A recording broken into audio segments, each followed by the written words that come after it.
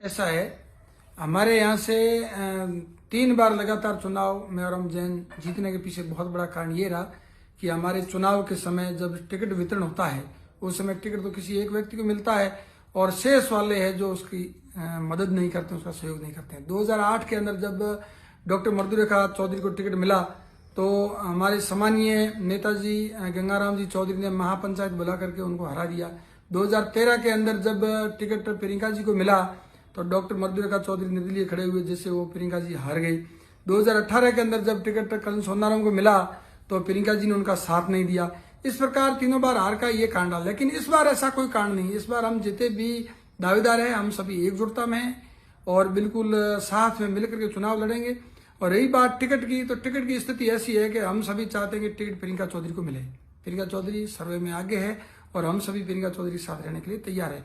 लेकिन अभी तक पेच ये फंसा हुआ है कि प्रियंका जी के ऊपर जो सीबीआई का जो छापा पड़ा था, जो मुकदमा दर्ज है सीबीआई का, जो जांच चल रही है, उस जांच के अंदर अगर प्रियंका जी दोषी नहीं है तो 100% प्रियंका जी को ही टिकट मिलेगा। इसके लिए ऊपर से शीर्ष नेतृत्व से हमने बात करी तो उन्होंने कहा कि हमने सारे कागज मंगवाए हैं, हम उसकी जांच को देख रहे हैं। अगर उसमें प्रियंका जी दोषी है, अगर उसमें सतपाल जी मलिक से कोई पैसे का लेन देन हुआ है तो प्रियंका जी को किसी भी सूरत में टिकट नहीं मिलेगा।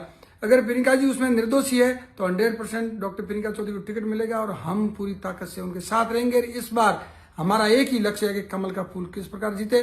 और अगर प्रियंका जी उसमें दोषी साबित हो जाते हैं और पार्टी उनको टिकट नहीं देती है तो मेरा उनसे भी करबद्ध निवेदन है और उनके संपूर्ण कार्यकर्ताओं से निवेदन है कि आप सभी साथ में रह करके भारतीय जनता पार्टी को जिताओ। और जिस प्रकार ये लोग अभी प्रियंका जी के फॉलोअर्स जिस प्रकार गतिविधि कर रहे हैं, जैसे इन्होंने चौटन के अंदर महासभा बुलाई, उसमें उन्होंने मुद्दा छेड़ा था कि यहाँ स्थानीय उम्मीदवार मेघवाला में होना चाहिए, ये होना चाहिए, वो होना चाहिए।